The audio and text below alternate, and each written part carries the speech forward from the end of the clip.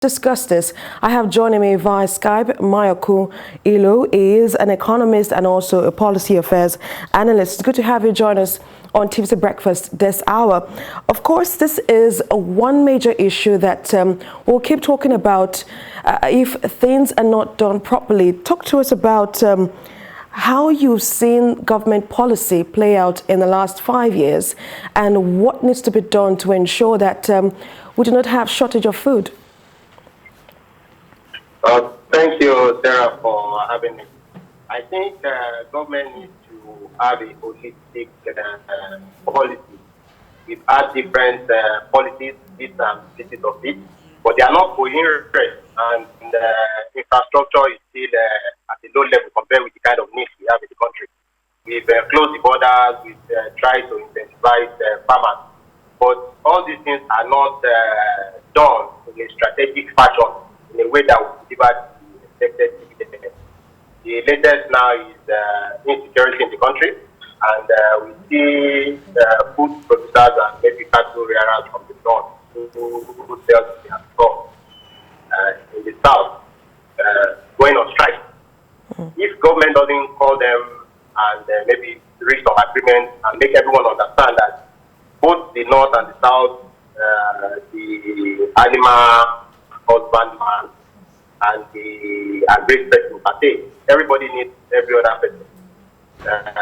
Government has a central role to make sure that people understand their place. We should not be using money to buy foreign exchange as well, to buy goods, food for consumption when we can do those things locally. The South also has things that are needed that not need.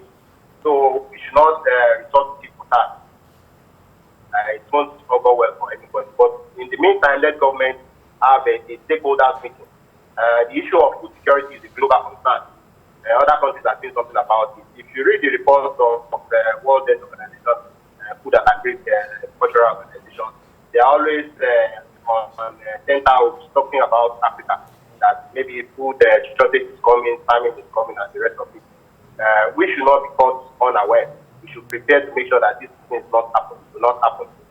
There are so many farmers in contact with many of them. The first thing is to tell you, even down south, that they have to pay protection money to harvest goods, harvest produce from their farms. This should not be the case. If they are able to do this, at the end of the day, they had the cost on top of whatever it is they are supposed to sell. If ordinarily the produce should sell for 10 naira, at the end of the day, they had another 2 or 3 naira because they have to pay for whatever cost added from they have added. So these are the little issues that government needs to put together and address realistically. Everyone needs everyone, and food security is national security. If it's not done right, then we are staying on the side of compounder.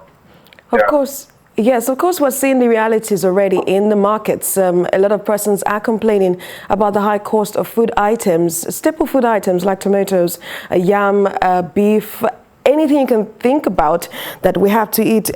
If you look at the current food system, how can we improve that, and how sustainable is what we have, or what do we need to get to actually feed the nation? Well, most of the produce from the farms, I won't lie to you, between 20 and 50% of what we produce on the farm are spoiled before they even get to the market. So we should start from there. How do we make sure that food produced from the farm, they don't get spoiled? That is one. Two, how do we make sure that we don't do seasonal farming again? These are things that have been done and dusted in the advanced economy. We should find a way to do year-round agri so that you can do your maize. If you can create the conditions for maize, maize doesn't really know rainy season or dry season.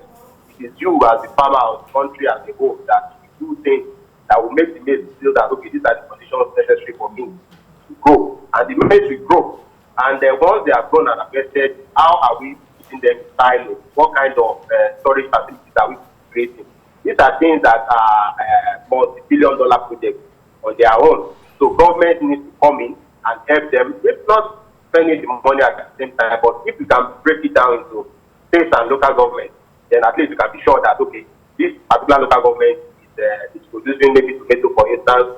When they produce X, Y, Z tons of tomatoes, they make sure that at least 85 to 90% of it gets to the market. They raise money, other people that are producing, all those ones to raise their money from there. The growth of China that we are talking about started selling excess production in the market. And imagine 40 years later, still where China is. So if we learn to curtail the wastage and learn to save what we own, then we can now build and look at what particular quantity are we really looking for. And we look for other mechanized forms of upgrade to produce more for the whole country and even export therapy. Which is something a lot of farmers have talked about, how we can go from small-scale farming to mechanized farming. But let's look at how agriculture, of course, has contributed to the nation's GDP. According to reports, it says that it has contributed significantly to the country's GDP. Between October and December 2020, the agriculture sector contributed about 26.95%. Well, talk to us about do you think this sector is viable enough to bridge the unemployment gap?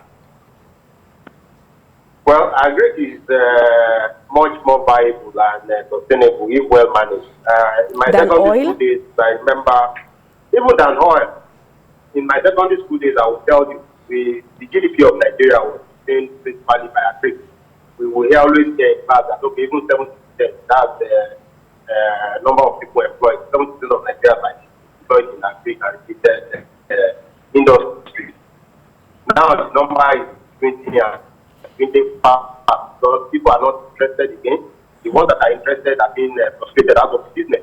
And things like wastage and blockade of roads and things like this make people lose interest. They are looking for greener pastures. Those who are in the north, for instance, people complain that maybe 80 people are entering Lagos every hour. I'm sure that number will be in the region of 120 to 150 now. Because if the average human being wants a peaceful existence, once if that one is taken away, then the next thing, for the sake of your line, you think of where do I go? And those of us in the south think of London. Those in the north think of coming to Lagos. So with whatever capacity, infrastructure, and the rest of it that we have, because we can't stop people from coming. The only way to stop it is to make sure that whatever conditions of life they have, the places they are coming from, are restored. And their means of livelihood are given back to them, and they are secured. If that is not done, then agri will continue to lose people in droves. So agri has the ability to make sure that Nigerians are sustainable, the country itself is sustained. Even food production is a matter of national security. People go to work for the ability to farm.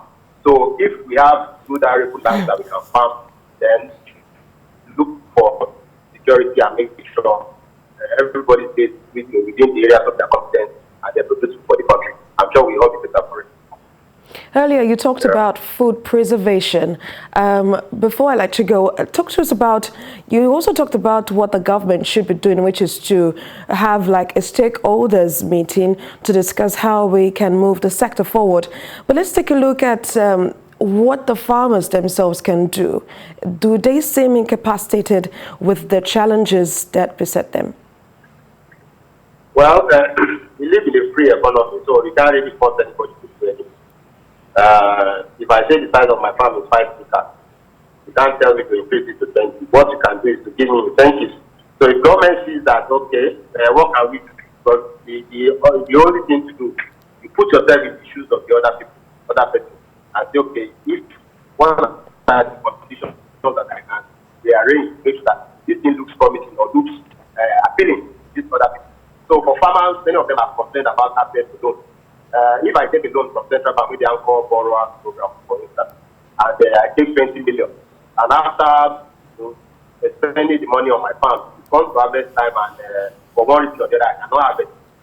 Maybe bandits come around and the rest of it. You know, the CBN is still interested in his loan. Now I don't have anything of paying back. So maybe I have to sell my house that I used what do you call it, to stand in the meantime. I'm lost forever. I will never go back to farming. So government has to look at these things holistically. What do we do to make sure that we encourage people who are doing farming, make sure that we mitigate their losses and even reduce it. In the advanced economy, these products are subsidized. If you check the internet, less than 2-3% of Americans are involved in agriculture, and they produce more food. 60% of the food they produce annually is thrown away. because they produce more than they need. Even the prices have to subsidize for it to be appealing to the farmer. Otherwise, the prices have gone down, nobody is interested in farming. The reverse is the case here. The yield, even from the farm, are not the same with other countries. On average, I read not only so that what we get per acre in terms of yield in Nigeria is like 20% what other people get in some other advanced countries. What are they doing that we cannot do? My people said there's nothing the chimpanzee can do that donkey cannot also do. So if they are doing it in such a way, we learn from them. These are complex practices. If something is working somewhere else, we don't have to reinvent the wheel. Let's call in the experts, send our students to go there, then come back and apply local technology.